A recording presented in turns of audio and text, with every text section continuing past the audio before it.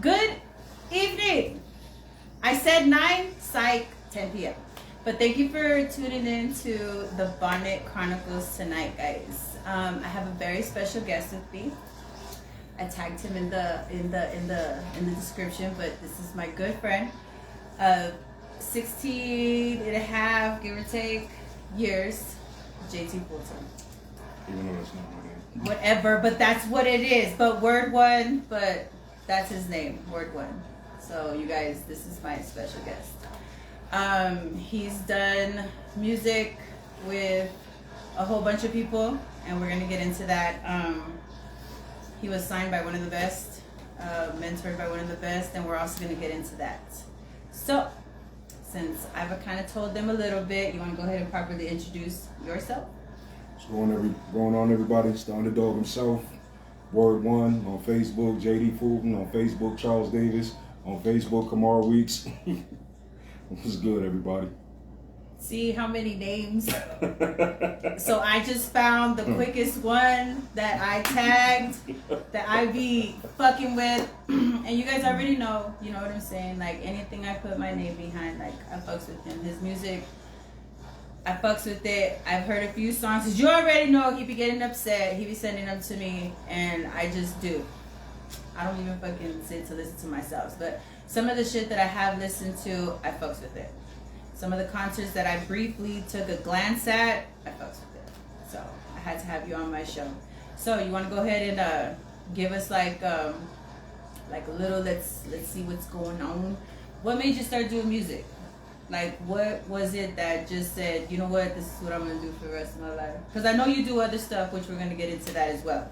But like, what was the life-changing moment? It was when I started early. So I started when I was like 8 years old. And, at the time, Run DMC, like, when it came to hip hop, they ran it. Like, there was nothing higher power in music than Run DMC during that era. Goes to show how old I am. Run it back.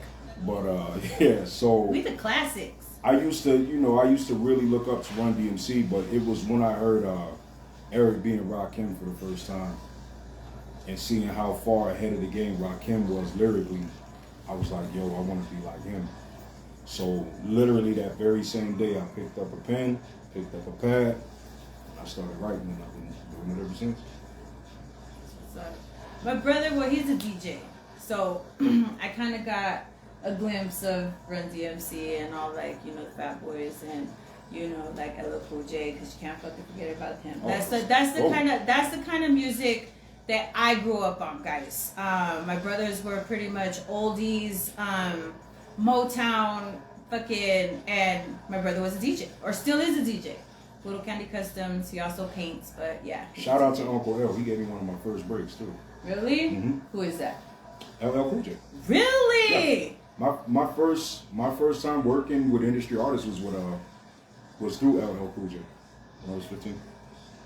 Well, yeah, because I was working with Digging in the Crates. To meet him, I mean, to us, it's like, to you, it's like that's your, like, you guys have became friends. It's not like, you know what I'm saying, but like to us, it's just like, what? Well, it's because at the time he was doing it was when he had that TV show with Carlton in the house. And that's when he was big, LL. He was like at his biggest. Right. And I was 15. I was still in high school. But at that time, I had already like started doing things. Like I was already ghostwriting. I was already touring. I was already working. So you already had your own motion going. Yeah, I helped ghostwrite my first triple platinum record before I graduated high school.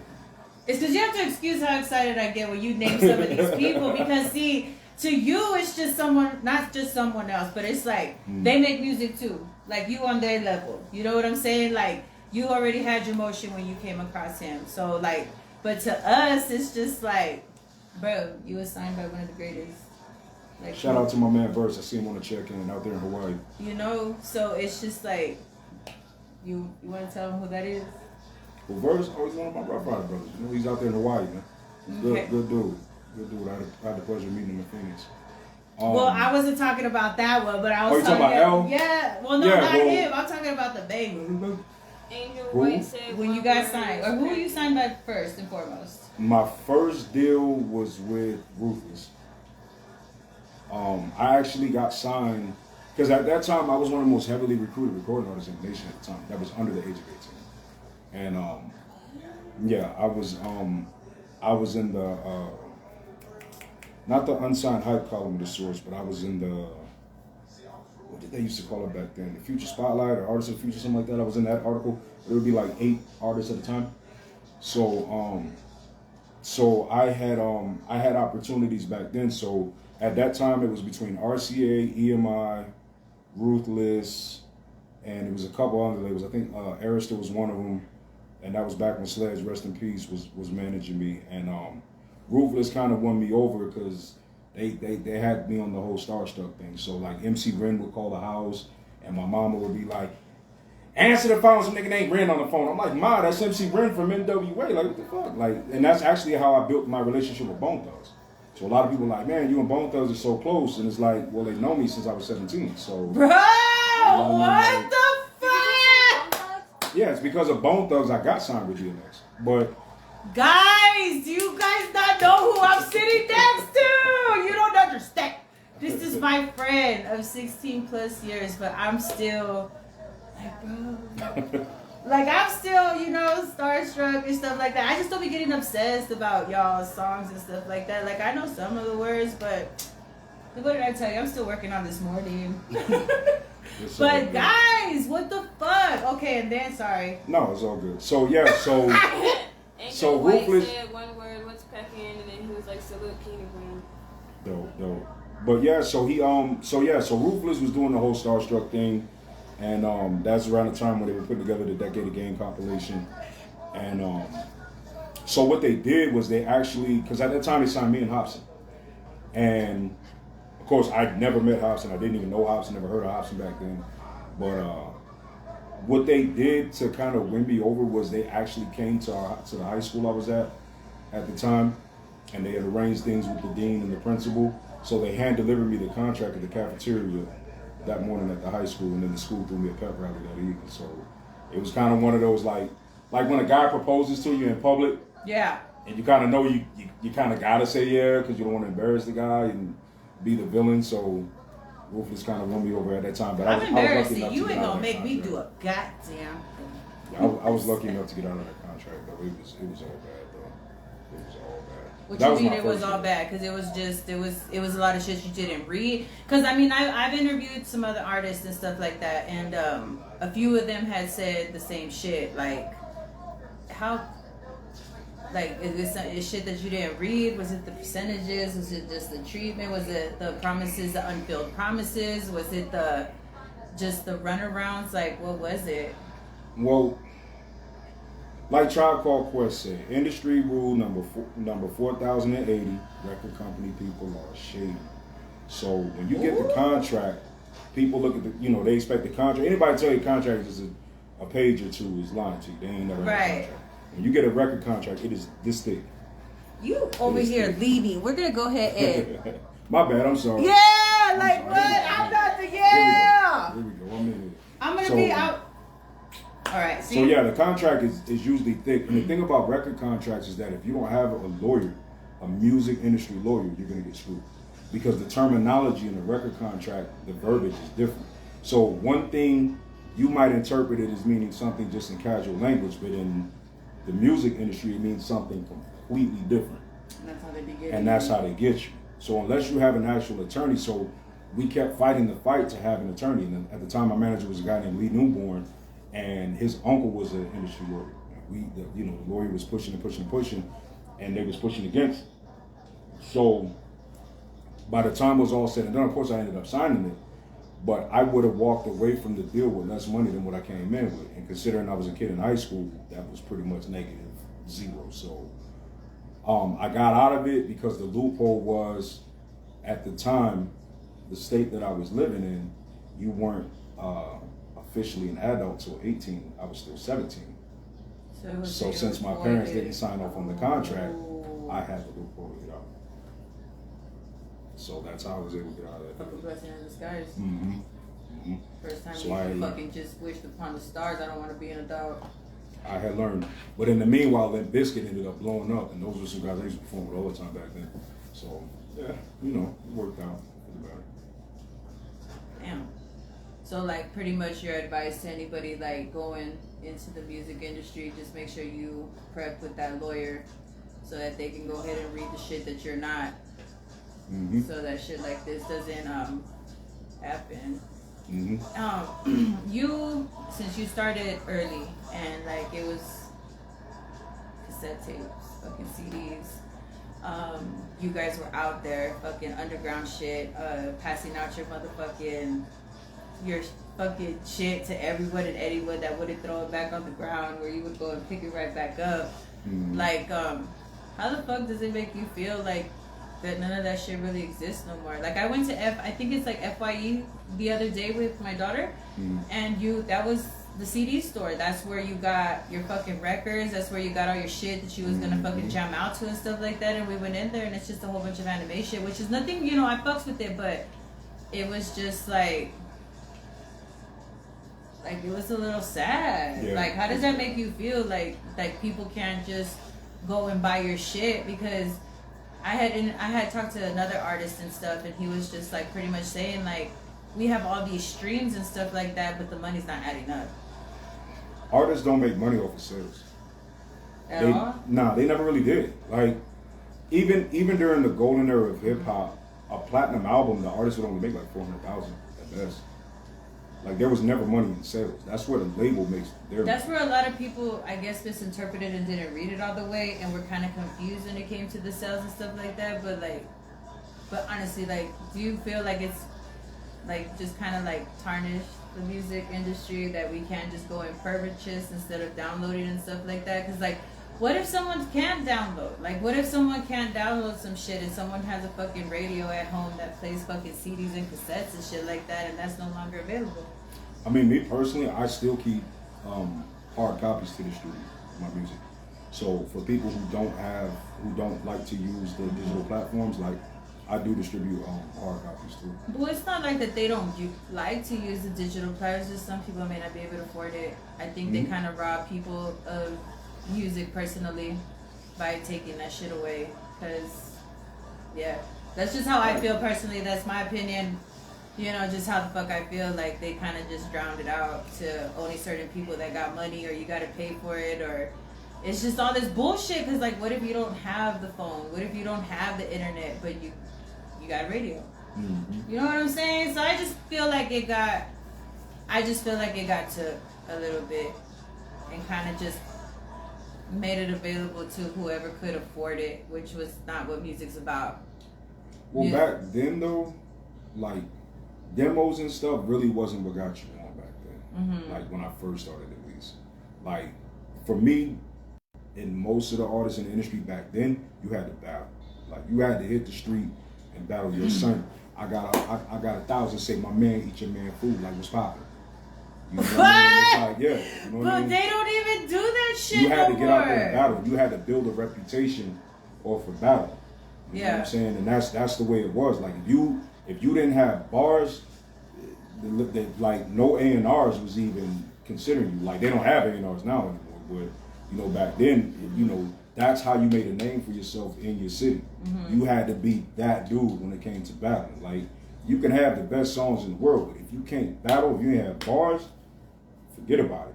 You know what I mean? Damn a demo. Like, they'll ask you for your demo after they done heard you eat somebody's food, after you didn't, you know, because people was writing their own shit. I mean, I know, like, there's ghostwriters and stuff like that, get your money and stuff and shit like that, but there's so many now. Like, you really don't know who the fuck is really spitting what they're rapping and stuff, because come to find out, it's not them.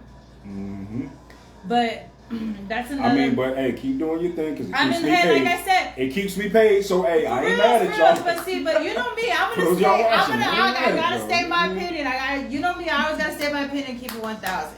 I just feel like that shit has misinterpreted and misguided and made shit cool when it's really not, when they're just writing because they know that that's what people are gonna fucking But play. to be honest with you, they've been doing it for a long time, longer than you but think. do you see how like everything is just so repetitive? Like there's no, this is just my opinion, guys.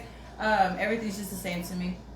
I turn on the shit, and it is fucking weird because like they're remaking so many songs from our time, from the 80s.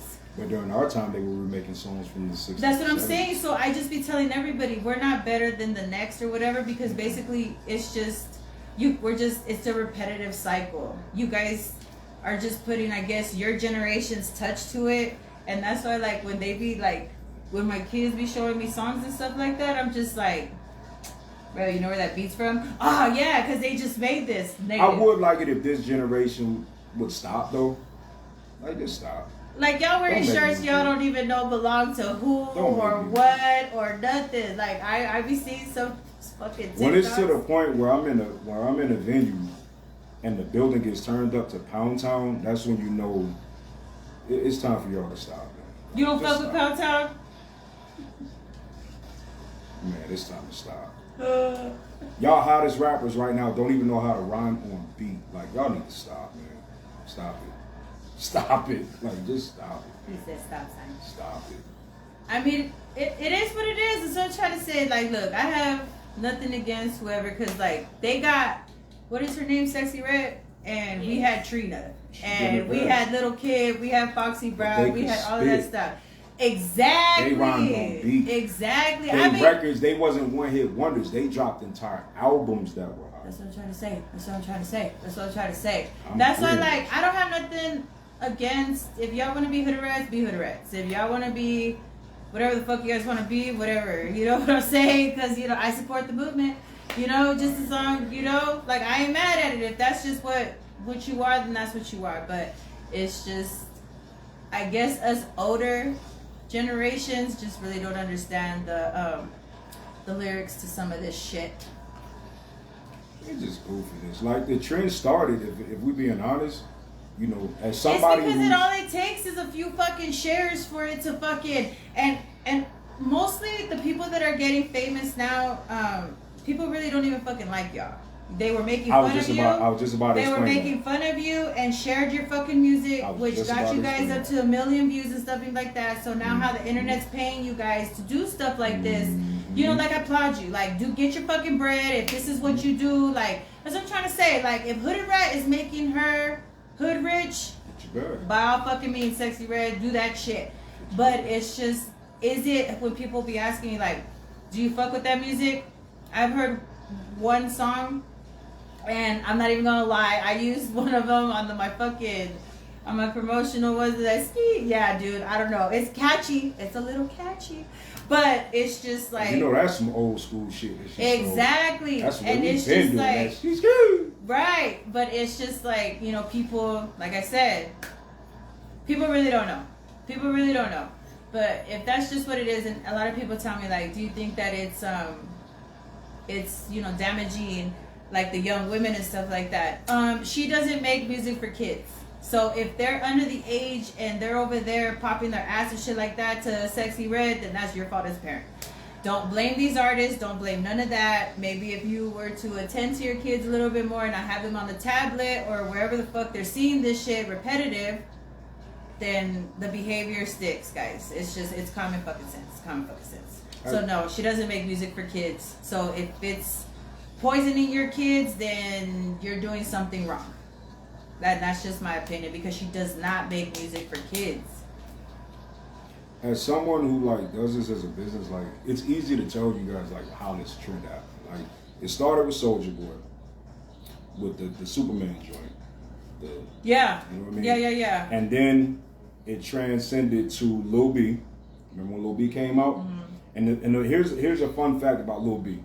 If you really do the homework, you'll find out that Lil B can actually spit. Like, the boy can actually rhyme.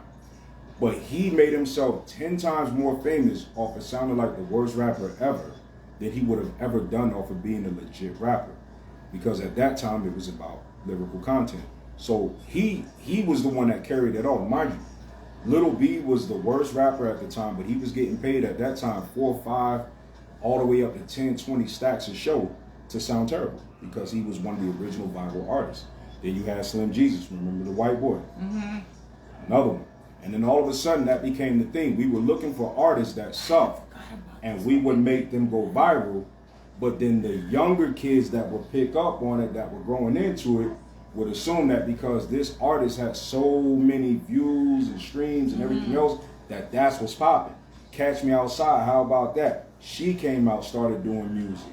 The little girl made $51 million off of a Dr. Phil episode because she went viral. They said, okay, we're gonna sign you to a deal and write records for you. She made $51 million. And then her OnlyFans. Mm-hmm. Dude, she banked it off of one show.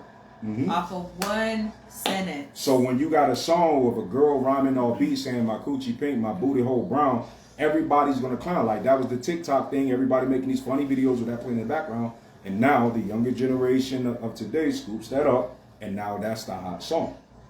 It was never meant to be a hot song. When she made it, if you really listen to the record, you can hear her laughing throughout the record. She couldn't even do her own vocals without almost laughing during her own vocals. It was never meant to be a hot. And then what was the other one? Still props to her. She's making her bread. Glorilla, that song. What was it? What was the fucking song? I couldn't tell you because I don't What's the listen to song? it. Like I've heard her music, but I don't listen to it. Glorilla. What is that? Her name? Glorilla. Her first song that came out. It's like. I ain't gonna lie though, I kind of fuck with. No, I mean I fuck with her music, but what was that one song that she's fucking that wasn't even supposed to fucking be made? Honestly, Her very first song. That's how Doja Cat came up. Dude, wasn't Move, she? bitch, I'm a cow. Nah, but That then was didn't Doja they Cat. say that didn't they discover she was on this racist ass shit with all these? Oh, that was way later though. But I guess COVID hit, so everybody forgot. I mean, I fuck with her. I like her new video and stuff like that. A lot of people are saying keep Doja off the timeline. I mean, I fucks with it. Man. Find Doja Cat something to do, please. I mean, it's nothing than the fucking movie Insidious. It's a fucking badass movie. Everybody fucking watched it. It's just she's on. Yeah, man, she's just on her own fucking. I had that as my wallpaper. You know, she's just on her. She's on her shit. And if she did, you guys are acting like it's fucking. Y'all find that girl something to do, please. She cool. She cool. Poor Doja Cat, man. I mean, she cool. She number one and all types of shit. And she doing what and I mean, I'm telling you. I mean, I fucked with some of her songs because everybody was talking bad shit. Stop it. Everybody was talking bad shit, so I had to go see what this video was about. I'm just like, dude, She still can't top Move, bitch, I'm a cow. Fuck no. She was sexy as fuck. She was clowning for real. Free, fuck nigga free or free, what is it, FNE or what is it? What the fuck is the song? I'm looking for it because it's not popping up. Hold on. No. Did you say? I was like, no. You got me. Yeah, it's FNF. Fuck nigga free. F. Yeah, and because she had all her homegirls out there, she had the pregnant girls. Yeah, look right there, and it wasn't supposed to. And Those she's are the about ones that in a do it. whole year. In a few fucking months. Look at Bobby Shmurda. Look at Tekashi. These were all whack artists who blew up. You know what I mean? I'm not gonna hate on them. I mean, get your money. Get your money. Get your money by it. If you're willing to sell your soul for a bag and do your thing, I ain't gonna hate on you, but I mean, that's the nature of the beast, you know. But it's so much of that content that's out that's right the now beginning of Belly. Yeah. That's one of my movies. But it's so much of that content out right now that people kind of neglect the fact that there is still good music out there. Because think about it. You got all this trash music, but guaranteed the minute that J. Cole drops an album, he's blowing everybody clean out the water. The minute Kendrick drops an album, he's blowing everybody clean out the water. The minute Drake drops an album, blowing everybody clean out the water. Because people still want to hear good quality music. It's just the artists that are capable of putting out good quality music that are out, they're not doing it as consistent as they used to. And then the artists who are trying to get on that are putting out quality music, they can't break past their communities, keeping them on that local tag. So it's not easy. It's not easy. You got to do something crazy and go viral to get your shine nowadays. It's hard. Everybody just needs some love. R&B music. Please bring back R&B.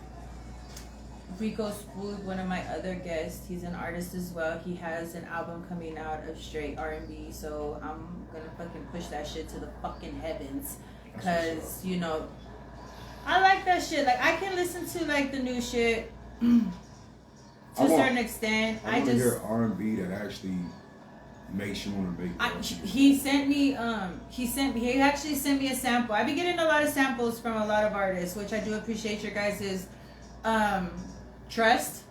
You know, I appreciate you guys asking me my opinion, or just the fucking just making me like a part of it before anyone else is. You know what I'm saying? So I just want to say thank you to the ones that do send me samples and shit like that. Like, woo. But no, he had sent me a sample, and dude, like that shit was fire. Like it took me all the way the fuck back. That's dope. And it was just something like the frequency. I'm not even gonna lie. The frequency of the music was something that I needed, because I believe that the frequency that they're using on music now is just, dude, it fucking keeps you. Because I've noticed it myself, honestly. Like, cause we'll be running errands and stuff like that. Like, it's a completely different vibe when she's in the car with me. Completely different vibe. She's putting Young Jeezy, she's putting Tupac, she's putting Biggie Smalls, and then she puts her husband and Big Youngboy. And we're fucking with it, you know what I'm saying? And then with the other one, with my oldest, she has like fucking like it range. She doesn't even have a fucking. It's like country to disco to fucking techno to fucking some hippie shit to some fucking, and it'd be crazy because it's just a mixture of a whole bunch of stuff when it comes from them. Now, when I am in the car with him, it's a thing of Russ to Mexican music to slow shit to R&B. So it's just like I get a mixture from everybody. But I've noticed that when I'm in the car with this one, I'm gone, because it's something in the music that makes this click up here, and I'm on go. I'm fucking go. You know, him, I go speed limit. Monet, I kind of drift. You know, it depends on what fucking song she has going on, especially if it's like the techno shit. But I've seen like how my behavior myself changes when I have different frequencies of music. Does that make sense? Mm-hmm. Mm-hmm. And I just believe that some of that shit's used against us. I think that's why there's such an issue with the content that's coming out these days from these artists, because music is supposed to be food for the soul. Right. You know what I'm saying? Music is supposed to be something to fuel your energy. It's supposed to be something that you're going through a tough time. There's music for that. You turned up. There's music for that. You about to get it on with your woman. There's music for that. You know, you want to start your day off right. There's music for that. Mm-hmm. And with the content that's coming out nowadays, it's kind of taking that away from music. Like, you know, who wants to wake up to damn Pound Town again? You know, like people want music that makes them feel a certain way, that caters to their mood. And I think that's what's lacking in music. So I don't hate on the music that's out, but it's like, where's the music that has substance anymore? Like, when are we where's the love substance? and where's the peace? The music that I hear now, that's why I fuck with her artist, her husband, whatever, NBA, because if you were to actually take time, Little Dude's hurt, past, Little Dude is so fucking hurt. But if you actually hear his music, he actually fucking asking for help, and everyone over here is too busy making fun of him. But he also says some real ass shit. He's putting up numbers though. Yeah, he is. I mean, he's one of the top in the game as far as numbers go. So but they then, can hate all they want. Like in our era, like back in when I had met you, like in 2006, 2005, we were like Young Jeezy, like, you know, I put on For My City. Like, we were in the money making era, where it was about buying stuff to flip it. You know what I'm saying? Buying stuff. Right. Well, that's how we met. But anywho, we made money to our music. We made money to our music. We made love to our music. You know, fucking, it was a good time. And then that's when I finally started to pay attention to what my kids were fucking listening to, you know, as a parent should. And, you know, I was a little late. But all I heard them saying was to fucking drink as much as you fucking can, take all these fucking pills, that it was cool to see how many pills you can take. You know, if you die, you fucking die, but you'll be remembered. And it's, you know, fuck all these hoes. And it's just like, you know, I'm gonna fuck whoever I want, you know, with no protection. I'm just gonna do whatever the fuck I want. It's just crazy. Like, I see no positivity in shit anymore, if I may speak freely, which I am. And it's just crazy. It just took me for a loop. And then I haven't watched TV in like 5 years, bro. Like, I sold all of my 65-inch TVs, my 55 inches at one point, and I haven't watched TV in 5 years, guys. If you guys ask me about any shows or anything like that, that's why I'm really not too much of a talker on those shits, or I'm not too updated with your guys' music or any too much. I pretty much get put on with music if my kids put it on, or if you guys send it to my inbox and I have enough time to listen to it before my phone rings, or before I have to go do something, or before my ADHD kicks in. You know what I'm saying? But I watched TV one time, and it was that horrible mistake, because I had seen everybody sharing about it when it was Love and Hip Hop, you know, when it was just starting. And shout out to my girl Bianca. Right, and I just, who the fuck don't you know? I got a song with Bianca. Really? See? Oh, everybody. Right. Yeah, back it up. Me, Bianca, and Fat Pimp. This nigga know everybody. Anyways. It's on all streaming platforms. It ain't hard to find. Right. My friend's so fucking cool, guys. I know someone famous. No, the fuck. Me too. Shout out to Bianca. I'm gonna tag you on this. Yeah. I'd like to interview you. It's just sad to me nowadays. And it's just like, I was watching it, and I'm not gonna lie, like, my whole demeanor changed. It kind of like, it hypnotized you. It hypnotizes you guys. And I was seeing like the behavior of the women on Love and Hip Hop, and now I know where the lace fronts came from, the outfits, the BBLs, the plastic surgery, Nicki made the BBLs. Yeah, the tons of makeup. Yeah, shout out to Nicki. She brought out the fucking pink hair with bangs. Can't no one do that. She came out, she was her own writer and everything.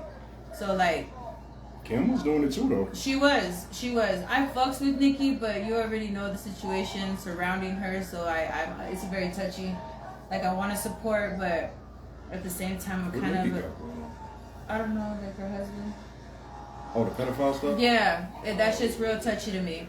And I just feel like, if I support you, then I'm supporting that. But I mean, I fucks with Nicki and her music. Like, all my ringtones back in like 2007 were all her. Like, fucking all of that. Every single one was her. And it's just, when that shit came out, like, that shit broke my heart. Like, to each their own, you know, but it's just you already know why it's a very delicate situation for me.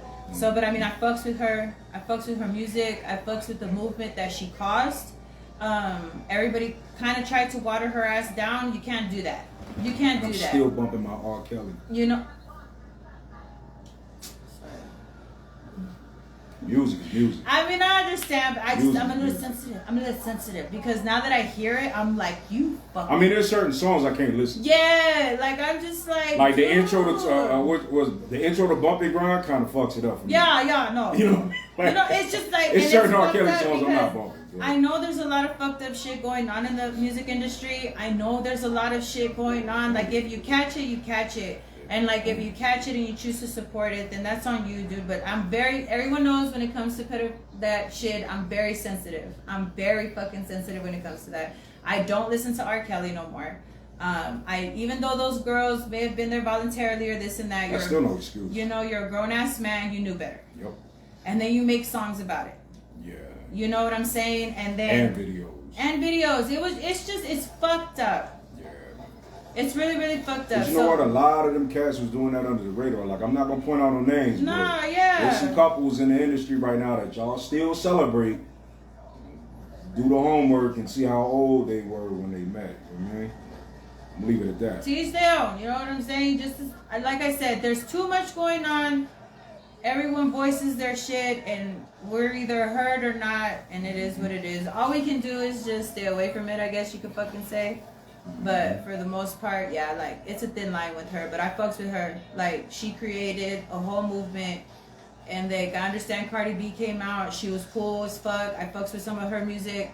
You know, some of her songs weren't even supposed to go as they did. You know what I'm saying? And she fucking went ham. She like went stupid. And she was the one that nobody believed in. And nobody fucking believed in. She was yeah, that's what I'm saying. She was the one that wasn't even supposed to, like, you know, and then she just said, you know, look at her now. Fucking beautiful as ever, bro. Like, what? Cardi's dope, man. I love her energy. Cardi's dope. See, there's somebody I haven't met. Never met Cardi. You haven't met her yet? I haven't met Cardi. When I have her on my show, I'll make sure to let I was supposed to. Okay, here's a fun fact. The song Back It Up that I did with Bianca, this is funny. Right. Because at that time, I don't know what their relationship is now, but at the time, like, Bianca and Cardi were like besties. Mm-hmm. And the thing is that I'm guilty when it comes to Cardi B too, because originally when I put Bianca on that record, like, you know, I'm not going to discuss how that happened, but, you know, I was doing some work with them. But Bianca, you know, her management, they wanted her to feature on my record because at the time I was popping pretty hard at the time, and Cardi actually wanted to jump on that record, and I said no, because at the time, you know, the music that was showing up on Love and Hip Hop, I was just like, that ain't gonna be the right fit. So you said no. I said no. You said no. Little did I know, you know, like a year or so later, Bodak Yellow came out. Cardi was the hottest thing in the world. But bruh, if I would have had that feature, like, things probably would have went in a different direction. But Cardi was supposed to be on the record. We still applaud everyone's success and the timing of everything. You know, there's still time for you to, you know, chop it up with her and, you know, make something fucking happen. Because, you know, I fucks with her. I love her energy, man. She was the only reason I even was watching that show. Because she was hilarious. She was hilarious. I love Cardi. I mean, I watched like a few episodes because, like I told you, I wasn't watching TV at the time, but I would catch like a glimpse or two, and I would be making my trays and shit, and the girls would be watching it, and I'd be like in the kitchen, and they'd be in the living room area. Like, I'd catch. Never been my thing. The moment that she stopped doing the show, I stopped watching. Like, I only watched it for her. But yeah, that's when like I started seeing like why women were behaving the way that they wanted to behave, and why everybody was automatically looking for certain men, certain types of men. I think Love and Hip Hop is kind of what brainwashed women into thinking that women should pay all the bills and that they should live this luxurious lifestyle as long as they have a pretty body or a pretty face, but be ugly as fuck on the inside. People go broke every day trying to look rich. Oh no, I know. Every day. That's why I just been telling everybody, like, honestly, like, you want to know, like, why I'm so just upfront on how I am. Like, how I said the other day, I made a fucking post. I'm like B-Rabbit from 8 Mile. I'll make fun of myself before anyone has a chance to. And it's not even making fun. It's just pretty much just sharing my experience to allow someone else that know that, hey, you know what? Like, everyone's like, oh, this bitch is so fucking cool. Her life is so perfect. No. That's the thing. People want attention and validation now more than ever because of social media. Like, I have the views that I have on my podcast because they fuck with me. And I'm genuine and they, like, what? I don't have fans. I don't have followers. I have people that fuck with me. Like, they fuck with my podcast. It gives them something to do. It gives them something to listen to while they're at work. You know, and I genuinely fuck with them. Like, I love the topics you cover, by the way. Thank you. I love it. And, you know, I'm pretty sure a lot of people thought, like, it was just going to be on some ratchet ass shit, which, you know, hey, it is going to be, but there's just certain topics, guys, that a lot of people stay quiet about, and I'm not. You know what I'm saying? So, like yesterday, I was supposed to do the suicide awareness. I had a day, guys. My feelings were all the way fucked up that I couldn't even get it together. So, like, I am gonna have the episode tomorrow because I do want to touch bases on suicide awareness, even though September is the month for that, and it's also my birthday month. You know, and like I said, I don't speak on stuff that I don't have experience on, guys. So tomorrow, of course, like always, I will share certain experiences that I've gone through, that I've made it out of. So if, yeah, guys, yesterday was just a moment. I couldn't do it. But we're here now. I couldn't find my phone. That's why we were fucking late. Like, he was already here and I couldn't find my phone no fucking where. So, yeah, dude, it's just, but you just got to keep pushing. And how we here, and that's what matters. Yeah, we here. Yeah. And that's how I just be telling, like, all my guests, you know, like, I love every single one of you guys. Because you guys tough it out, rough it out with me, you know? And then this is not going to be my only interview with you. So when I finally get my studio or whatever, I'm speaking it into his fucking existence. And I'm going to have snacks. Okay. And then you're going to be up in that bitch. And you're going to have a microphone. And it's going to be a good fucking time. You know what I'm saying? Like, but I just appreciate you guys thugging it out with me for the most part and stuff like that. I'm here for you, man. I like watching your growth. I like watching your journey. You see the bro. You know, I'm always around to support, man. You know, sometimes I'm not good at supporting at the forefront, but me neither, you know, bro. I'm usually in the background holding the pom poms, man. Like I try to support. I be, you know, my life is hectic, man. My life is hectic. But you also are a carpenter. You're lumberjack Joe.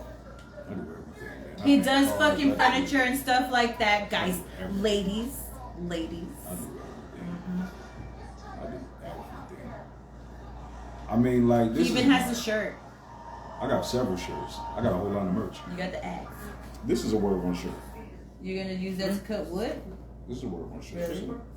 He forgot my shirt. I'm sorry. I'm guilty. I'm gonna mail it to her. So. Yeah.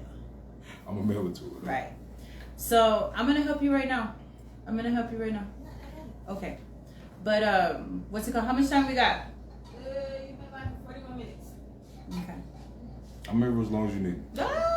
Right. We don't have a time, guys. I just like to be considerate of my guests, and because you did travel to see me, which I do appreciate. That's what I'm trying to say, guys. Like, I just appreciate everybody fucking with me. We just have to make it part 1 and part 2 tonight. That's all. I know. I'm here for as long as you need me. I know. So what other questions you got for me? Let's do it. Let's see. So do you have any like new shit coming out that we should be looking out for? When? Yep. This month. So that's your exclusive this month. I don't have an exact date yet, but we're actually shooting a video this week. Okay. And we're gonna shoot another video at the end of the month. So by the end of this month, we should see some new shit. By the middle of this month. By the middle of this month, okay. Yeah. I got some shit coming. Can I get a song about me, man? We gonna talk. Can you freestyle? Freestyle? No, Yeah. I'm expensive. No? I have $5 and a plate. You saw the food I was cooking right now. But that's what ended up getting me with X, though. Really? Mm-hmm. Say something about my bonnet. It's black. Hat, cat, mat, stack. Hat, cat, number. I don't ever laugh. There you go. See, you gonna steal my job. Stacks. See, you gonna steal my job. Give it all away. You gonna steal my job. Nah, that was kind of like, cause you know I met X on tour. So I was at the time. How was that? Like, we haven't even got into that because I know it's a little touchy. So I was like kind of warming up to that. I've had to answer this question a billion times, but how was the experience to be with the fucking infamous DMX, man? Cause it's unique. He's a legend. It's unique. Not because he was a legend. He was a very unique individual. That's what I'm saying. You knew him on a level. You knew him on a unique level. We just knew him as a legend that went out and gave his all and performed and barked, and you know what I'm saying. So yeah, like personality wise, we had a lot in common. So like when we did the interview together, back when I first signed with him, you know, he told the DJ, he was like, you know, I like this vibe, love the lyrics, like because yeah, I had bars, but you know, him and I, we just had a lot in common. You know, our upbringing, like he came up robbing drug dealers, I came up robbing drug dealers. He can't, you know, he's the dog, the grand champ. I'm the underdog. Like we just had so much personality wise in common. Like he ain't, you know, he ain't had no problem with getting upside a nigga head. I ain't never had no problem getting upside a nigga head. Like I fight it. You know what I'm saying? So it was like we just had similar personalities. You know what I mean? Different voices, similar personalities. So it was kind of, you know, it worked. So we had a really good connection, we had a good bond. You know what I mean? Like, you know, and it's, you know, I have experiences with him that most people will never be able to say they have, like getting a phone call from the dog on my birthday and hearing him sing happy birthday, you know, like. Does he really sound like his songs, bro, like in real life? Yeah, That's him? That's his voice. What the fuck? That's his voice. I think I even got some recorded phone messages in my phone from back in the day. Yeah, like that's his voice. That's his natural voice. I mean, so it was unique, but you know, like I said, I met him on tour. At the time, I was still signed with Sony. So I was one of the featured guests on the tour, on the Texas Takeover tour, and the first 2 shows he didn't even show up. So the first 2 shows of the tour, I actually had the headline, and then he showed up on the 3rd show. Literally got off the flight, went straight to the venue, got on stage, performed, bounced like nobody talked to him. Then I met him in Houston on the 4th show, and then San Antonio was the 5th show, and that's when I actually got discovered by him. So, you know, we did so I'll get a long version of the story, I suppose. So we did the show in Houston, and I had reached out to his people and was like, yo, if it's cool, you know, we've been on this tour goddamn 4 days already. It'd be nice to meet the dog, whatever, like, all right, you know, what's up? They're like, yeah, we're gonna introduce him, cool. So he did his show, you know, he had like 4 fine ass fucking females with him on stage that he brought in. They went to the green room, and I'm sitting there waiting. Now, I'm not complaining because, you know, I had company myself, but you know what I mean? Like, so, you know, he was. Let me find out you had the freak deep shit going on backstage. It was a good tour. But we had it was a good tour. It was a good tour. So we you know, he was in the green room and I was just waiting. So I was, you know, eventually I was like, man, fuck it. It was like, yo, where you going? Where you going? I'm like, I don't get starstruck for nobody, man. I'm getting the fuck out of here. So we're like, yo, chill. I'm like, man, I don't give a fuck about all that. Like, I'm gone. So we went outside. You know, I had my team with me. You know, they're packing up all the merch and all the stuff we're loading up. And because you already had a name for yourself. Yeah, I was already. I had the Do My Own Thing record out with the road that was doing real well. So like, I was doing all right. I was in an all right place. So we're packing up, we're loading up or whatever. We're in the back of the venue, and then all of a sudden, X and, you know, everybody comes out, and they was like, yeah, there he is. And he's like, oh, it's him. So my first instinct's like, man, I'm about to fuck up DMX. Like, fuck. So he pulls up, yeah, like that's the first thing in my mind. Like, man, how tall is he? DMX. He about an inch or so taller than me. He about 5'10". Really? Yeah, he about 5'10", Okay. 5'10". Yeah. So it's kind of, it's usually hard to tell because he's always wearing Timbs, but Timbs will give you about 2 inches. Out. Right. So he's about 5'10". But yeah, so we came out and it was, you know, it's him. I'm like, this is whatever, you know what I'm saying? Like, Right. DMX or no DMX, nigga, these is useful. So he came out and he was like, yo, I heard a lot of good things about you. I was like, all right, cool. And I was like, yeah, man, appreciate it. He was like, yo, what's your name? And I'm like, yeah, I'm Word One. And he's like, I'm gonna remember that. And then he just walks off these 4 badass females. His manager at the time, Montana, shout out Montana, he was like, yo, he said he gonna remember you. You know what I mean? Like, ain't nobody trying to, Right. Like, you act like I just met Jesus or something. Right. I got my own host. Yeah, so they took off. That was in it. So I was cool. After that, I was cool. Like, Right. I met DMX in person. All right, cool. Let's, back to the money. So the next city was San Antonio, and this is where it gets funny. So we do the show in San Antonio. The turnout was a little funky because nobody thought he was going to actually show up. Right. And but I mean, we still had a good turnout, but it was, it was a little weird. The sound guy was fucking up. It was just a weird night. So afterwards, he had flew his baby mom Yadira, and they were in the green room, kicking it. They come and they grab me again. Me and my team were loading up merch, DJ putting everything up, and they're like, X wants to see you. I'm like, for what? But I don't know. X wants to see you. I'm like, what the fuck for? You know what I mean? It was like, man. Like I said, me and him are very, very much alike. So, like, nigga, ain't nothing bad. He probably want to talk to you. All right, cool. And in my mind, I'm thinking like, nigga, ain't like nigga sign me or anything. I don't care. So, we in the green room, and he's got got his Hennessy, man. That dude drinks Henny like water. So he's like, you want some Henny? And I'm like, yeah, even though I didn't. But fuck, I was gonna get say drink with DMX, you know what I mean? So right. we drinking the Henny, and that's when he asked me to spit some bars. He was like, give me, you know, spit me something. I don't want nothing off the head. Give me something that you wrote. I want it from the heart. So I spit the verse. Nice. So I left. So I was over. So I get a phone call. As soon as we get to the hotel, I get a phone call. Like, yo, you hungry? I'm like, yes. Like, yo, X wants to know if you want to go and get something to eat. Yeah, cool. Yo, bring the word mobile around and we'll meet you outside the hotel. All right, cool. So I brought the word mobile around. X comes out with his girl. He's like, hey, if it's cool, you know, can I drive? You know, I got my lady with me. Hell no. Like, the fuck no. Mind you, this is the same DMX who got caught up impersonating the police officer trying to get to the airport. Right. Like, X is notoriously known for being buck wild on the road. I'm not giving you the keys. So he's like, I tell you what, if anything happens to it, I'll buy you a new one. Here you go. I get the keys instantly. Here you go. So I'm in the back seat riding bitch. You know, I got, you know, Montana back there, Gilly, Bugsy, who's the bodyguards, and they all looking at me like why'd you give him the keys, bro? And boy, did I regret that shit instantly, man. We was going, you had 3 lanes of traffic going towards Denny's. We were going the wrong way on 3 lanes of traffic. Like, yeah, he was bugging. And I'm talking about we in a 25-mile-an-hour zone hitting at least 60 on the turns. Yeah. That's what the fuck it was? We was going to Denny's. Okay. We got out the car and I damn near kissed the grass. Like, yo, why you give him the keys, man? Because I wanted a new car. Oh, I was hoping he crashed that motherfucker. What because I get in and everybody's literally holding on to the rails. Really? And I'm riding bitch, so I ain't got nothing to hold on to. You know, unless I'm gonna hold on to somebody's leg, pause, and I ain't doing that. So, yeah, I was in the middle of my own shit.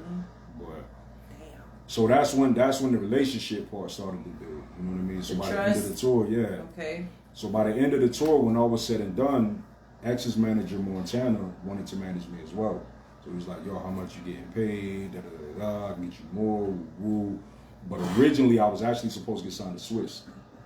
And Swiss at the time was going to Harvard Business School. He wanted to do real estate at the time, skyscrapers and stuff. Okay. So he was going to Harvard Business School. So Swiss wasn't really trying to do it, and that's how I ended up on Rough Riders. X actually signed me 3 months after I was with Rough Riders. Okay. But it happened because I spit that verse for him. What verse is it? I said, you could tell I got the music in my soul. I clutch the mic with an iron grip to squeeze a diamond out of coal. When I rhyme, I keep my ear to the street. So if you put me in a quiet room, I spit to my heartbeat. You really need to pay attention. Take a sit back and listen. I'm going to tell you what the game's been missing. A nigga that's about his business. I deliver more goods than Santa Claus and the rich kid's Christmas. My CD's on every record label's wish list. I wrote rhymes in detention when the class was dismissed. Now the girls want to get my riches. Instead they get a big stiff dick that'll get the bitch pissed. But when the ceiling's crumbling and you hear me spit clips, just know she gave me something that just made my dick itch. I'm outside digging ditches, cause I got my finger on the trigger and my trigger finger twitches. Who needs weed? I just get lifted from hearing you screaming the pain that I just inflicted. I eat words like they biscuits and the food off your plate, but I bet you probably wouldn't miss it. Say something about my bonnet. Say something about my bonnet. I told you the bonnet's black. It's not white. It's not a hat. Doesn't make you look fat.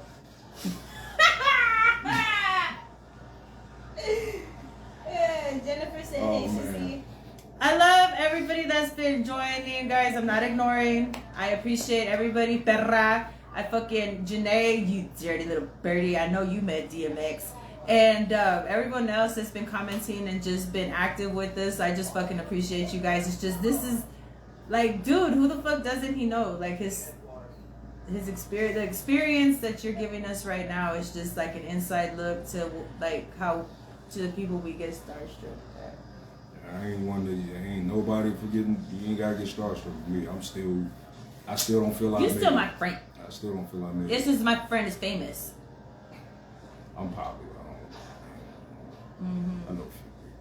Right. But so I am here I to get answer an intro questions, song for my bonnet or what? We can talk about that. Okay. We can talk about that. We can talk about that. I'm down for it. But I got a couple snacks I'm willing to trade. But I can tell you this though, like. So you are available for wasn't like, you know, music, for ghostwriting, for projects. Are you available at the moment, or yeah, like I said, I'm are you going to New York busy in a or couple what's? weeks. Yeah. You had told me you've been traveling all the way I'm going to New York everywhere. in a couple weeks to go write some records. This is the shitty part about ghostwriting though. I've written some bangers. You know what I'm saying? I've written some bangers. I've written some bangers that a lot of y'all watching this probably be bumping. The sad part about being a ghostwriter is no one will ever know. That's why you're a ghostwriter. So your NDA prevents you from even discussing what songs. I mean, I know that you're talented, bro. I know that you just get your bag. I know and that go you're home. responsible for a lot of creative shit that's going on now. I can only speak about one song I participated in writing, and that's because I didn't get paid for it and I didn't sign an NDA. But I also didn't know the music industry either. What is it? Tootsie Roll. I was 13. Are you fucking serious, bro? I was freestyle. If any of you guys get the 1990 Quad album, this album was made in Jacksonville, Florida, where I graduated high school. If you get the 1990 Quad album, you look at the album credits, you're gonna see the shout outs. You'll see JJ on there and Gypsy Rose. That's me and my mother. Bro, that song's the reason none of our kneecaps work now. Guilty. You know what I'm saying? Like, who the... And until my Twitter guy had, you know, they were following me on Twitter and everything. Man. Shout out to AO Ski and all of them guys, man. DC, the Brain Supreme, shout out to all of them. Yeah, you're gonna slide with me. I never actually did Sissy Roll. I was like, man, that's some foolish shit, man. Y'all can hear that. I was just in there freestyling, and they thought some of the bars that I spit was dope, so they kind of took the bits and pieces that I did freestyling. I got to say that song's probably why my kneecaps don't work, kind of, sort of. The butterfly not on us. Yeah. I tell you, we also now not me by myself. I say we because it was a group of us. We did the remix. We did the beat for the remix in art class. Me, Travis, and a couple other cats in Mr. Lake's art class. We did remix because we would. Like when our art teacher was always leaving class, so whenever he would leave class, we would start doing beats on the table. So I do one part of beat, he'll do one part, he'll do one part, he'll do one part. So we just sit there and do these beats, and then, you know, the girls get up there and start bouncing and everything. You know what I mean? That's what we used to do. And as soon as he come in, the girls would drop back down and get in their seat, and we pretend like we ain't do shit. So we did that in class one day because the Tootsie Roll had already started popping, and later that week we went to the studio. We showed these guys what we did and how I had everybody turned up, and the producer actually took samples and everything and made the remix beat. Of course, bro, that shit's a fucking classic. I don't give a fuck. Anyone that was born in the fucking 80s knows what the fuck song that is. The Tootsie Roll. Triple platinum. I ain't get shit. I'm sorry, Dad. I ain't get shit. I got nothing but a shout out in the fucking. But you did that, man. I applaud you. I mean, I give you your flowers. Cause that song. That song. I don't give a fuck. If you were born in the 80s, early 90s, you know what that fucking. They still play that in sports games. Yeah, still.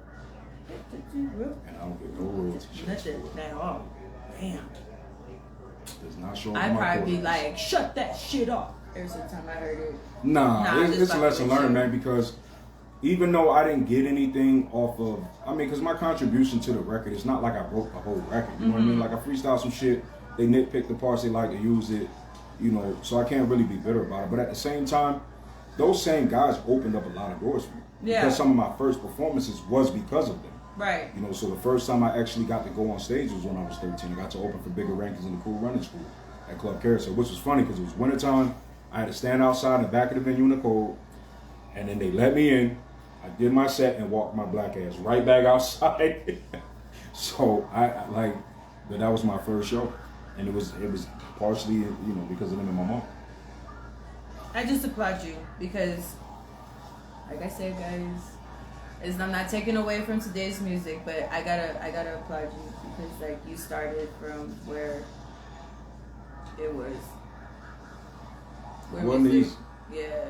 wasn't easy. That's what I'm saying. Like you actually put that work in, and like through blood, sweat, and tears, like you did that shit. Like literally from freestyles to auditions to fucking lessons learned to fucking, because there's just a bunch of shit that I know you guys don't talk about, like the stress levels and, you know, the betrayals within, you know, people you thought were, you know, there for you and shit like that. The people that are around when shit's good but then decide to disappear when it's all going elsewhere, you know what I'm saying? There's a lot of shit that musicians don't talk about.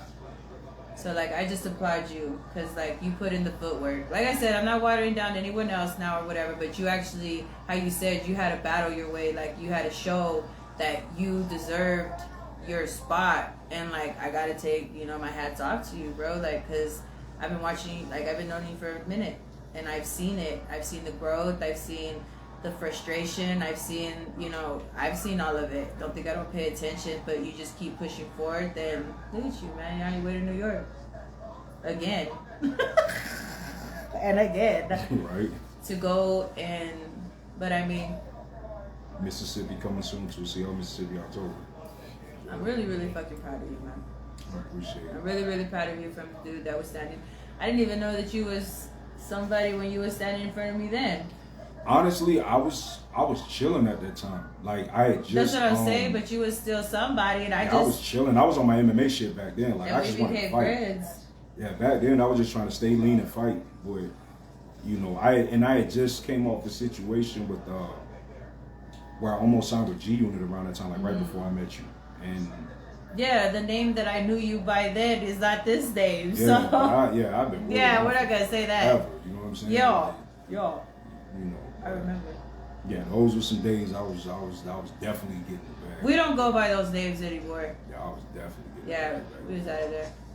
But I mean, I'm happy that I crossed paths with you. I mean, I wouldn't change it for the fucking world. No, I mean, man. The way that we crossed paths was the way that we crossed paths. And then what happened afterwards was just fucking out of there. But I learned a lot about money through those times too. Because, you know, like during that time, and I had did the math a long time ago, man, I made $4.2 million in 2 years. Like I was wilding. I was making between 20 and 40,000 a month, between 20 and 40,000 a week. And it was like the thing about, and it took me not having money to really learn that having money, like all these people, and you know, to me, I you know, especially now that I'm older, I look at these situations and I giggle because it's like when I see somebody driving a nice BMW to the projects, or I see somebody riding in a Lexus, living in a trailer, or going to their apartment, and it's like all of this for validation. You know what I mean? But the thing that you learn when you have money, when you've had money and have money, is that money is not about clout. It's not about showing people that you have money. Like even with me, people feel like I'm obligated to show that I have money. Right. I drive a 95 Chevy G20 conversion van. It's my tour van. You know what I mean? My word mobile. But I also put over $40,000 into that van. I got that van on the back of a tow truck. You know what I'm saying? So that van only has 20,000 miles on it because I put a brand new motor in it. I replaced every engine part in it. But the reason why I have that van is not because I couldn't afford a BMW. It's not because I couldn't afford a Lexus. It's because that's the van that I had wanted since I was in high school. That was my dream vehicle. Money allows you freedom of choice. That's the difference. It's not about showing people that you have money for the sake of validation. It's about having freedom of choice. It's about knowing that you have enough money in your pocket to decide whether or not you want Red Lobster or Taco Bell. You have that option. You don't have to budget for Red Lobster. Having freedom of choice is about saying, you know what, I can get a vehicle that I want, or I can get a vehicle that will show other people that I have money in my account. But when you show people that you have money in your account, you make yourself a target. Yeah. It's no different than being verified on social media. I was verified on every social media but Snapchat. And every one of them got hacked. Because you're a target. That validation cost me. So I was verified on Twitter a long time ago. And then I got hacked. I was verified on Facebook a long time ago. And then I got hacked. I was verified on Instagram. Got hacked 3 times. That's why I'm never on social media anymore. That's why I have so many different Facebook accounts. Because one little piece of personal information on your guys' Facebook, and they have your bank accounts, your and that's why I don't use my real names on Facebook. There you go. That's why I don't use my real names. When everybody's like, "Hey, what's up, Charles?" I'm like, "Who, me?" Or "What's up, JD?" Or, "Who, me?" Right. "What's up, Kamar?" Like, "Who, me?" Like, They're not my. None of them are my real name. It is like when I started this shit, bro. The fucking amount of text messages I was getting, left and right, of situations like, you know, fuck. I'm just like, everybody wants their shine time. I'm not getting paid for this, but Facebook took my shit away because I was too violent 3 times. Because I said I was gonna drag a bitch, I was gonna smack a bitch, and something else violent. So they said that was 3 consecutive violations of violence. You know how you can't go again. So they completely took my shit off. And it's all done on an algorithm. Yeah, so like I don't get paid for none of this, but I know that they see, I guess, whatever they want to or whatever. But no, dude, like, You want to expose some people? Let's expose some people. Who?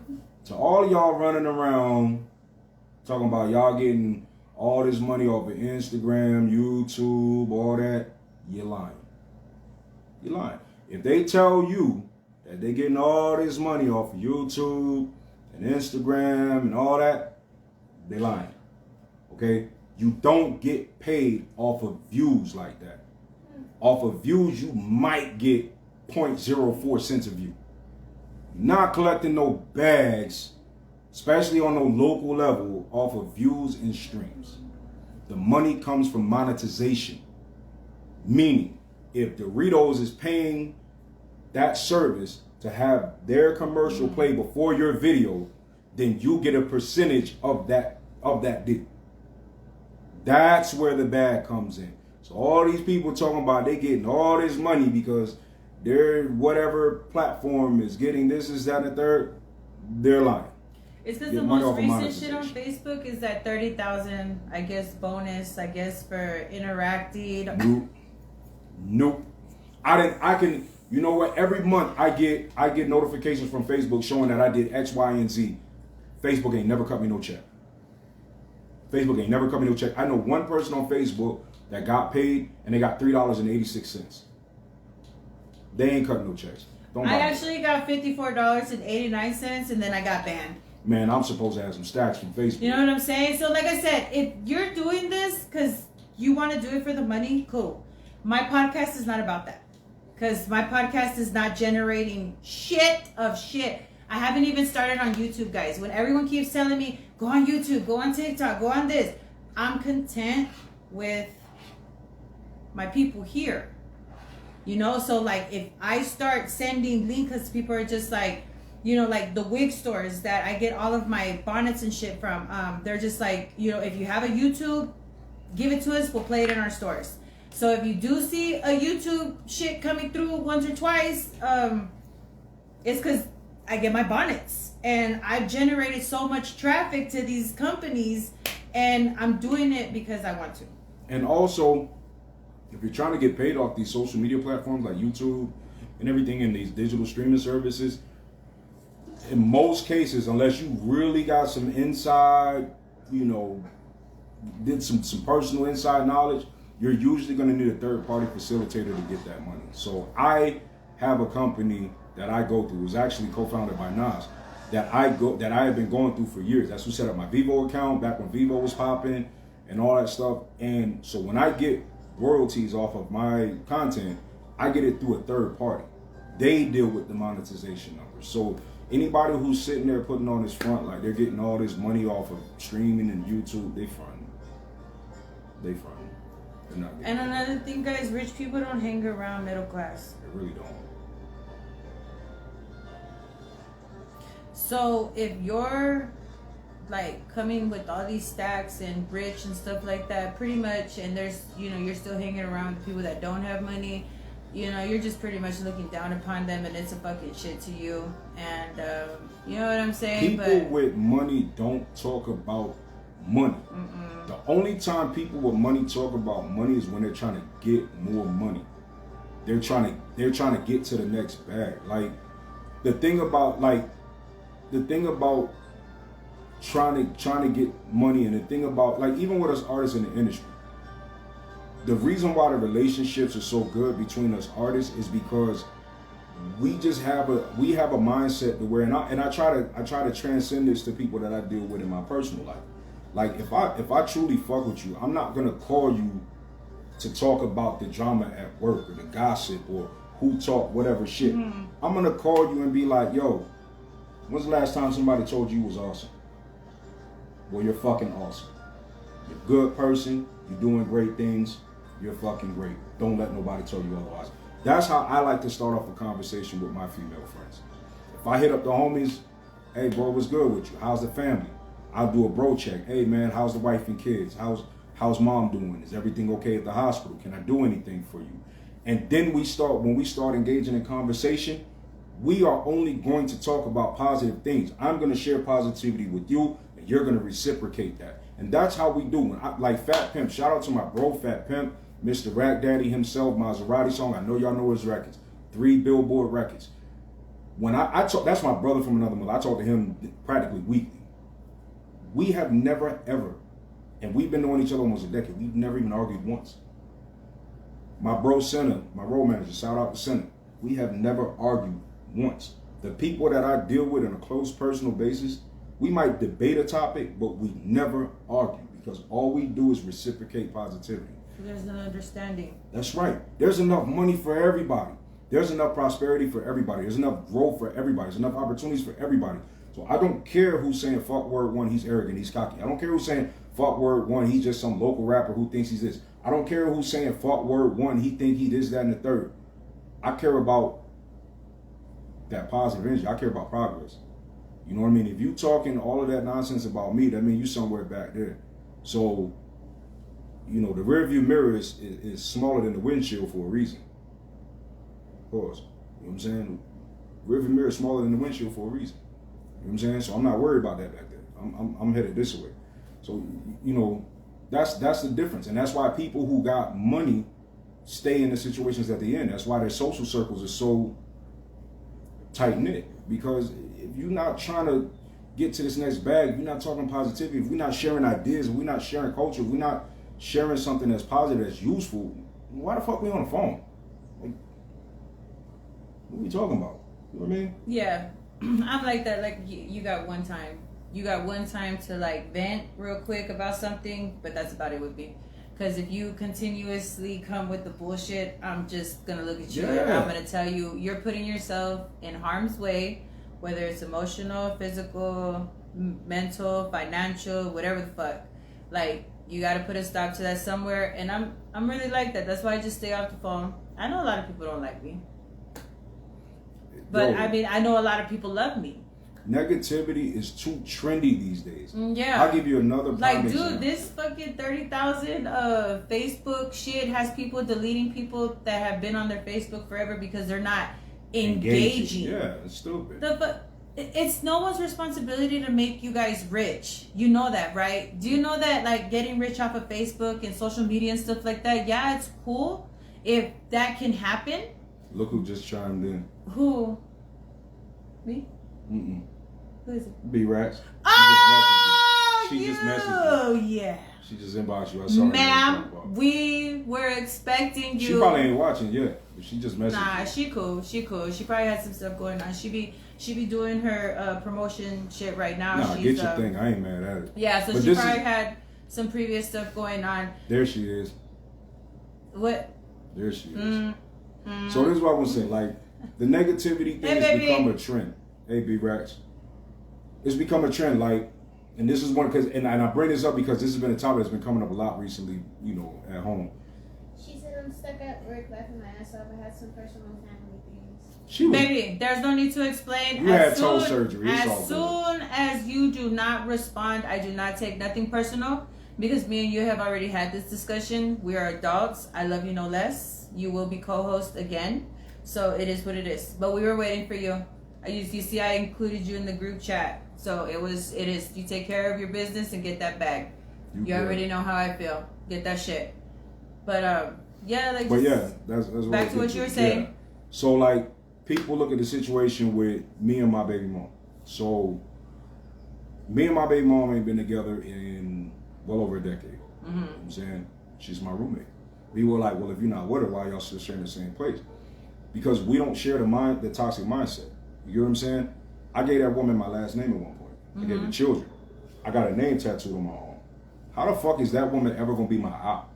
Like, that makes no sense. So because you and your girl didn't work out. Now she's a bitch and she's a hoe and she's this and she's it's that. because they were supposed Was she to that have when you had babies, your they face didn't even between like your each legs? other. Like, They I don't didn't get even it. like each other to begin with. Half of Facts. these people that are married and stuff cannot stand their partners because you guys don't even like each other to But begin I'll with. die for my ex.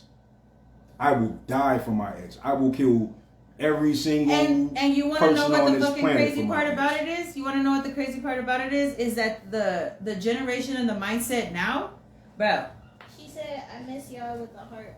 going like, there no bitch, I could just hear them all right now. Oh, hell nah. You ain't fucking with your BM that tough. Whoop-de-whoop, something still has to be going on. And that's why I be trying to say, like, I try my hardest not to badmouth the father of my kids. Because they've seen how their dads are on their own. I allowed access to my babies, phone numbers, this and that. You don't even have to call my phone. Okay? That. I've been a single mom. All my babies, I took care of them, paid all my remember bills. the grind you was going through back when I met you. Oh, well, after that, I got betrayed by so many fucking people. I lost everything when I came back out. I came back to I'm gonna tell them what you want. For all of y'all that called yourself being around for her back during that time, back when this person right here used to be my road dog, my sidekick, Pete Gang. When she needed y'all, and I was showing up to y'all crib, y'all really showed that woman like who y'all really was. You know what I'm saying? Y'all really showed her who y'all was, because y'all wasn't her friend. You guys wasn't her friend. None of y'all were. Y'all weren't her friend. None of y'all were. And I say that shit right now. None of y'all were. Y'all left me there. Y'all left me there. Y'all salvaged through all of my shit. Took what y'all fucking wanted. And there was only one person that stayed, and that was my sister Chantel. And she gathered up my stuff from my apartment that all of you guys were living at one point in time. But it was all good when you was grinding though. Yeah, it was good because I made sure everybody ate. I took everybody to Golden Corral on Sundays, and there was like 15 That's why I used people. to drag your ass about that apartment. Like, come on. Yeah, so and then that shit, and you know what? Like I said, I'll take that as an experience that changed my life, but I'm grateful for it. I'm grateful for it because Good said it best. Yeah, it would be nice to have more, but I kind of like being poor. At least I know what my friends. You know, are for. and then when I came out, still, it was just a crazy experience. I was pregnant. I was still going hard, pregnant, and super hard. Yeah, and I never looked how you long hair too, and how you said it. I never looked back. I never looked back because there was nothing for me back there, and I've always been one deep till 6 feet. That ain't never gonna change because anyone that has ever presented themselves into my life has been shit, and I say that shit on now. Like, no one has ever came into my life, honestly. Like, you were there for me. You didn't even fucking really too much know me at that point. But once you're extradited somewhere, there's no way for you to fucking track me. And then they came after your ass. So, like, you pretty much couldn't fucking stand still.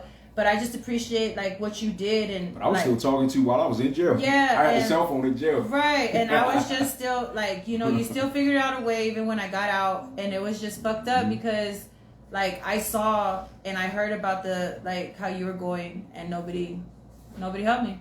But no one's really came into my life and ever really done shit. Janae said that's how it is. When times get hard, that's when you see. Oh yeah, Janae, what the fuck? You were part of one of the hardest times too, girl. Me and you, we've been through hell and back. We've been through hell and back on stories that we will not talk about.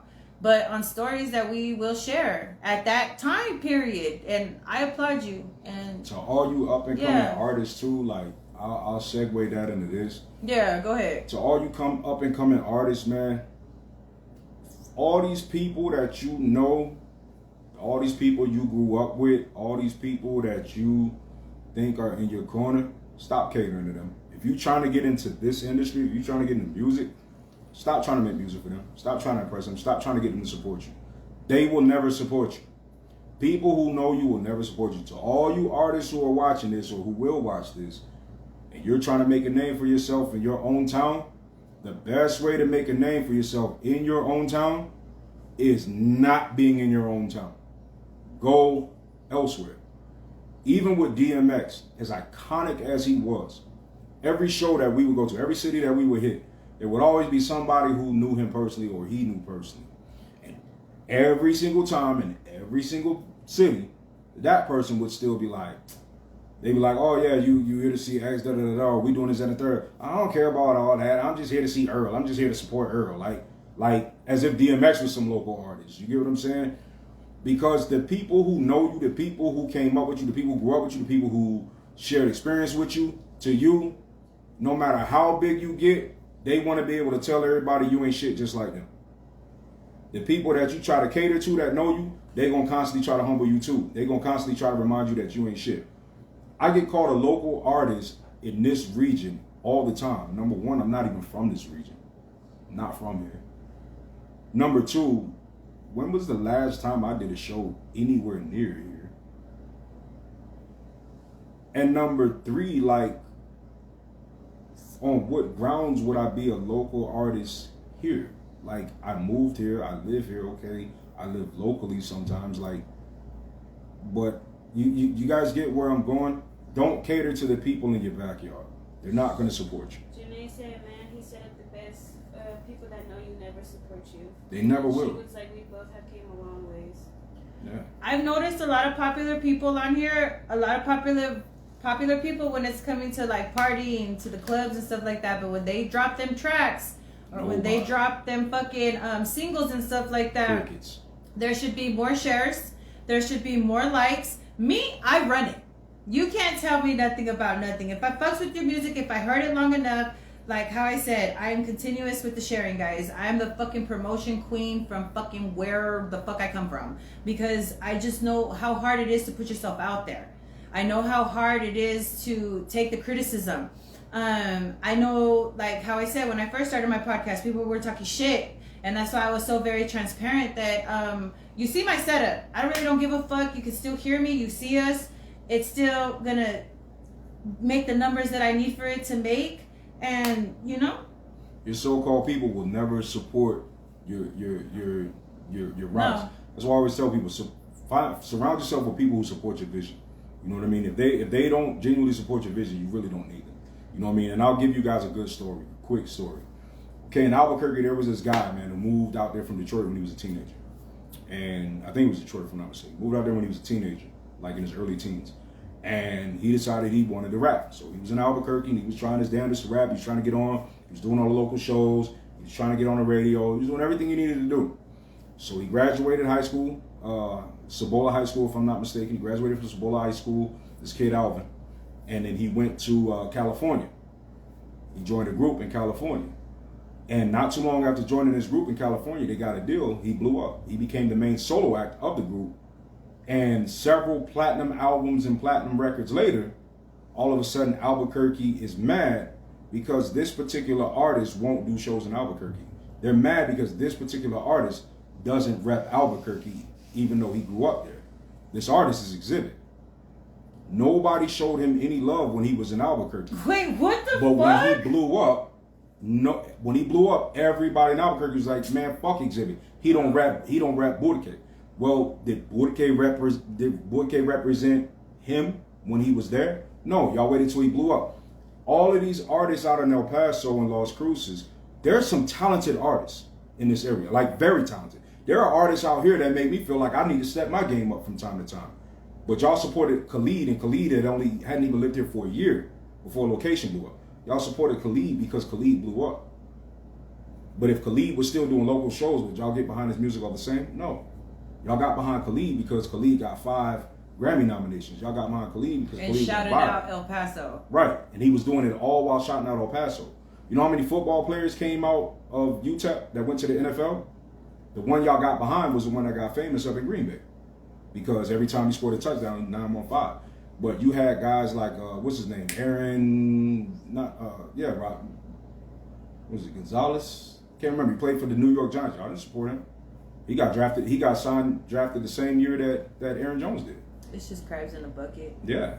You know what I mean? Y'all want to see people fail, but y'all want to support the people that already succeeded. Support the people when they come up. Be the reason why they came up. That's why I'd be so grateful, like, for my shares and for people just mentioning me and, like, my podcast or even wanting to be a fucking part of it. You know what I'm saying? And it's just like, it gets me, I'm telling you, because some of my guests would be like, bro, I'm fucking nervous. And I'm like, bitch, me too, but like, we're here. Mm-hmm. But it's just like, I appreciate about supporting a person's vision always. I mean, I appreciate, I share, I comment. And it was crazy because one of the ways that you make fucking money off of Facebook is replying to everyone's comments. Before anyone was making any money off of fucking Facebook and shit, I replied to every single comment. Facebook, where's post. my check, man? Y'all owe me some serious. You know what I'm bread. saying? Like, can I start making money again? Like, y'all owe me For some real, bread, man. because I like my little $54.89. I put gas, bought a whatchamacallit, a Monster, sponsor me, and But to Janae, to respond to what Janae said, I like what she said, but this is the only thing I take issue with that statement. People shouldn't support you because they want to see you make it. Mm-hmm. They should just flat out give you a chance. You don't never hear people say, y'all go out and support Drake. Y'all go out and support Lil Wayne. Support your local artists. No, they're like, yo, Drake's touring. Let me go check him out. And they be spending racks. Yeah. But if a local artist does a show, nobody wants to see it. So why not give that guy the same opportunity you would give that guy? These local artists have their birthdays, nobody cares. But they'll sit there and post a picture and be happy birthday, Lil Wayne. Lil Wayne don't know you, but that guy does. The support should never be charity. It should be giving them a chance. Yeah, lately, guys. Like when a lot of people take time and dedication into putting these events together, like the locations, the sponsors, some dish out money on their own, the sound system, and the sound systems, the DJs, to pull the artists to even come here. And it's just like they're doing all of this for no shares, no attendance, and y'all pay the DJ before you pay the artist. And it's just the DJ get paid, get played. It's just a little fucked up because, like I said, even the artists that I've interviewed on here, the DJ gets paid to press play. Yeah, like, and the artist is performing. I want to know where all the shares and stuff are, like, because I see everybody else supporting everybody in the fuckery, but it's just like if you're not helping the next person, they don't want no parts in it. Like how I told you the bonuses and shit like that. It's not my responsibility to make you rich. I'm not gonna interact with you or engage or do this and that like some monkey in a fucking circus or going through hoops and shit like that, because that's not what I'm about to do. I'm not gonna, I'll support, share, comment, like, and stuff like that, but I'm not obligated to make you a check on here. Does that make sense? Like, no one's obligated to tune into my shit. And that's why it was crazy, because when I first started this shit, like, the messages were insane. Like, the messages were insane. Like, I'm not Oprah, guys. And if I did have enough money, you'll tell. Because I'll be helping, and that's just one of my things, dude. I'm always trying to fucking Long story short, guys, there's just not enough positivity in the world, man. Like, just fucking be positive and support each other. You know what I'm saying? Like, it is what it is, but it is what it is. Like, everybody, it's nothing corny about showing love with every chance you get. Like, there's nothing corny about it. It doesn't make your scrap game worse. It doesn't make your wardrobe uglier. It doesn't affect your bank account. Like, showing love to the next person, man, like, it actually makes your day better. You know what I'm saying? And I had to learn that the hard way. It helps people pay their bills, you know, like the people with businesses and small businesses and stuff like that. Like, you know what I'm saying? Like, everybody's out hustling. It may not be for you, but it might be for the next. Like that one time I put out like almost over 20 businesses. I don't want to say small because I don't really like to say businesses, you know, people's businesses are small because their dreams weren't small. You know, their intentions weren't small. Their efforts every day are not small. So I try not to use small business, but you see, There's nothing wrong with that. Yeah, I tagged, but that's just me, the way that because my words, you know me, I'm a fucking witch, bitch. Mm-hmm. So like, I just felt like that day I woke up and I shared 25 businesses. 25 businesses. And I bet you none of them shared yours. Well, it's because there was a few that asked, like, where's your link? I never post my link because I'm not doing it for that. I'm doing it for you guys. And yeah, a lot of people don't share my stuff or whatever, but it's cool though because I'm not doing it for it. Yes, I would like some support from some of my friends, but I see them sharing things of other people and it's the same shit that I do. But you're not stopping nothing over here. And that's what continues to push me forward. and not pay attention to the hate and the negativity that I see coming my way from numerous fucking people that are supposed to be my friends. But I see you guys sharing other people's shit, and it's just like, it is what it is. You're not stopping anything over here. You're not obligated to share my shit, but don't fucking say you fuck with me if you don't fuck with me.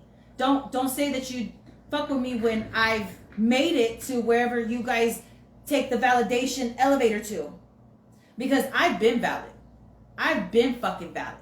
Everyone knows who the fuck I am. And can't no one talk shit about me. You know what I'm saying? Because I come 10 toes how the fuck I am. I don't need validation. I'm motherfucking Maryland, Montana. Or whatever fucking names you guys know me as. You know what I'm saying? And it's been this. Been me. And this is my friend. So, I fucks with y'all. I took enough of y'all's fucking time. Click. Learn. Share. Listen to the music. Right? Right? Right. So, I fucks with y'all. I appreciate you being here. Thank you very much. I'm glad to be here. Next episode will be in my studio, guys. So I fucks with y'all. Thank you for tuning in.